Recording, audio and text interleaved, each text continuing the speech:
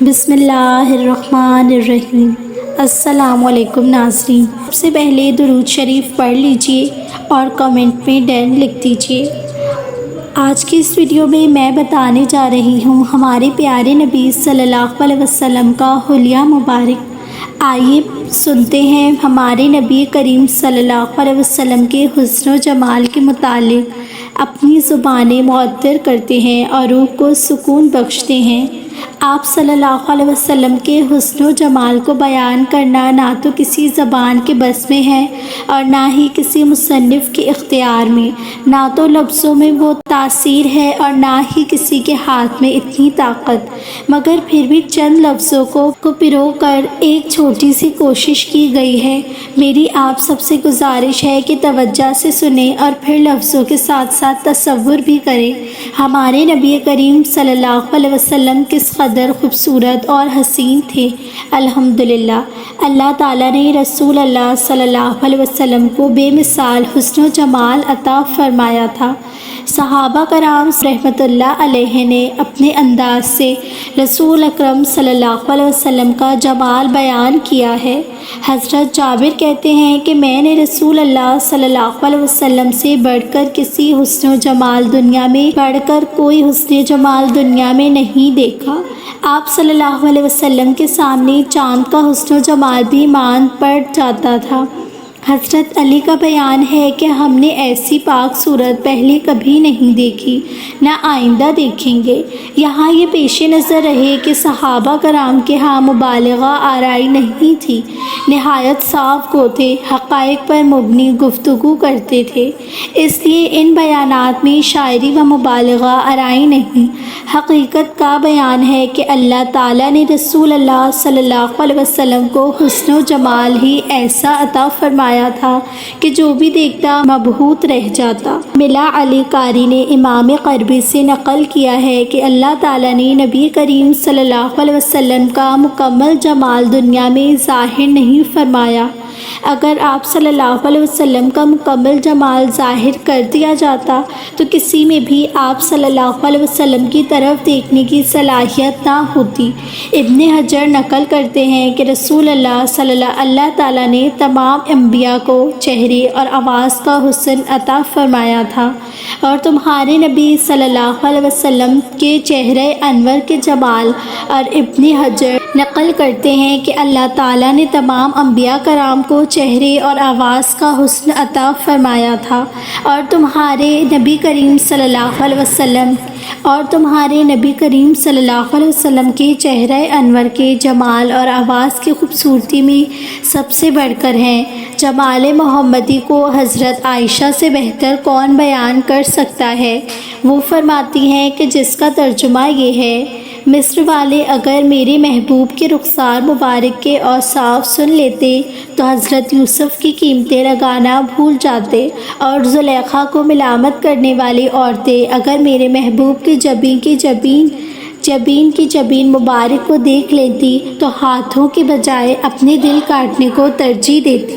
رسول اللہ صلی اللہ علیہ وسلم کو اللہ تعالیٰ نے جمال عطا فرمایا تھا۔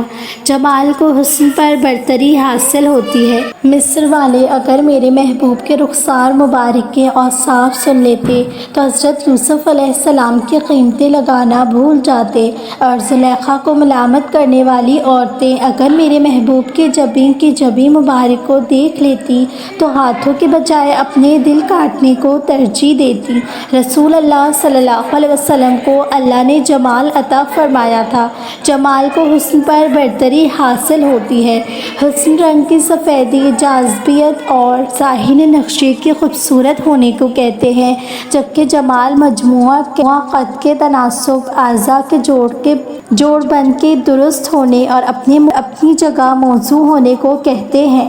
گویا جمال جسم کے ہر حصے کے بے مثال ہونے سے عبارت ہے کہ ہر عضو اتنا کامل ہو کہ اس سے آگے کمال کا تصور تک نہ ہو۔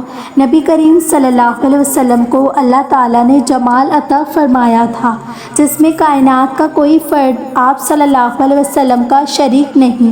یہی وجہ ہے کہ صحابہ کرام جب آپ صلی اللہ علیہ وسلم کا سراپا بیان کرتے ہیں تو ایک ایک عضو مبارک کی تعریف کرتے ہیں کہ بال مبارک ہلکا سا گھنگریا لاپن لیے ہوئے اور بے مثال تھے، دندن مبارک آبدار موتیوں کی مانند تھے، سفید ملی چہرے کے ساتھ چمکدار دانت یوں رکھتے جیسے یاقوت کے صندوق میں در نایاب ہوں، اور آنکھیں بڑی سیاہ اور سرمگیں تھیں جس میں سرخ ڈورے تیرتے دکھائی دیتے۔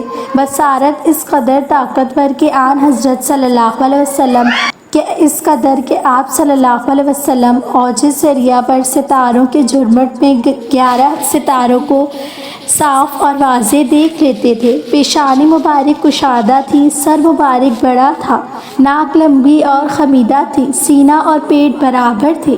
سینہ مبارک کے اوپر والے حصوں اور کندھوں پر چند بالوں کے سوا بدن مبارک پر بال نہیں تھے۔ پاؤں مبارک کے تلوے اتنے بھرپور اور ہموار تھے کہ زمین پر پاؤں کے نشانات بھی یکسانیت ہوتی تھی۔ جسم مبارک کا بالائی حصہ لمبا تھا۔ جب محفل میں تشریف فرما ہوتے تو سب سے نمایاں نظر آتے۔ حضرت خدیجہ کے صاحبزادے ہند بن ابی حالہ کے مطابق حضرت صلی اللہ علیہ وسلم 14ویں کے چاند سے زیادہ حسین و جمیل تھے۔ حضرت ام معبد نے نہایت فصیح الفاظ میں رسول اللہ صلی اللہ علیہ وسلم کا حلیہ بیان کیا ہے، جس کا ترجمہ صفیہ الرحمن مبارک پوری کے الفاظ میں ملاحظہ فرمائیے۔ چمکتا رنگ، تابناک چہرہ، خوبصورت ساخت، نہ تو ندلے پن کا عیب نہ گنجے پن کی خامی، جمال جہاں تاب کے ساتھ ڈھلا ہوا اپیکر، سرمگی آنکھیں، لمبی پلکیں، بھاری آواز، لمبی گردن، سفید و سیاہ آنکھیں، بھاری باریک اور باہم ملے ہوئے ابرو، چمکدار کالے بال، خاموش ہوں تو باوقار گفتگو کریں اور شیریں گفتگو میں چاشنی مبارک، بات واضح اور دو ٹوک، نہ مختصر نہ فضول، انداز ایسا کہ گویا لڑی سے موتی جڑ رہے ہیں، درمیانہ قد، نہ ناٹا کہ نگاہ میں نہ جچے، نہ لمبا لگے نہ گوار لگے، دو شاخوں کے درمیان ایسی شاخ کی طرح ہیں جو سب سے زیادہ تازہ خوش منظر ہے، رفقا آپ کے ارد گرد حلقہ بنائے ہوئے، کچھ فرما تو توجہ سے سنتے ہیں، کوئی حکم دے تو لپک کے بجا لیتے ہیں، مطاع مکرم نہ بطور برکت، اور آپ کی زبان کے معطر کرنے کے لیے ذیل میں رسول اللہ صلی اللہ علیہ وسلم کے حلیے مبارک پر مشتمل شمال ترمذی کی ایک روایت درج کر رہے ہیں۔ ترجمہ: حضرت انس فرماتے ہیں کہ رسول اللہ صلی اللہ علیہ وسلم نہ بہت لمبے قد کے تھے نہ پستہ قد، جس کو ٹھگنا کہتے ہیں، بلکہ آپ صلی اللہ علیہ وسلم کا قد مبارک درمیانہ تھا، اور نیز رنگ کے اعتبار سے نہ بالکل سفید تھے چونے کی طرح اور نہ بالکل گندم گو کے سانولا پن آ جائے، بلکہ 14ویں رات کے چاند سے زیادہ روشن، پر نور اور ملاحت کے لیے ہوئے تھے۔ حضور اکرم صلی اللہ علیہ وسلم کے بال نہ بالکل پیچیدہ تھے اور نہ سیدھے تھے، بلکہ ہلکی سی پیچیدگی اور گھنگریالا پن تھا۔ 40 سال کی عمر ہونے پر اللہ رب العزت نے آپ صلی اللہ علیہ وسلم کو نبی بنایا اور پھر 10 برس مکہ مکرمہ میں رہے۔ اس مدت کے درمیان میں حضور اقدس صلی اللہ علیہ وسلم پر وحی بھی نازل ہوتی رہی۔ اس کے بعد 10 سال مدینہ منورہ میں قیام فرمایا اور پھر 60 سال کی عمر میں حضور اقدس صلی اللہ علیہ وسلم نے وصال فرمایا۔ اس وقت آپ صلی اللہ علیہ وسلم کی داڑھی اور سر مبارک میں 20 بال بھی سفید نہ تھے۔ امید کرتی ہوں آپ کو یہ ویڈیو اچھی لگی ہوگی۔ اگر یہ ویڈیو اچھی لگی ہے تو میرے چینل کو سبسکرائب ضرور کیجیے گا تاکہ میری ہر نئی آنے والی ویڈیو کا نوٹیفیکیشن آپ تک ضرور پہنچے۔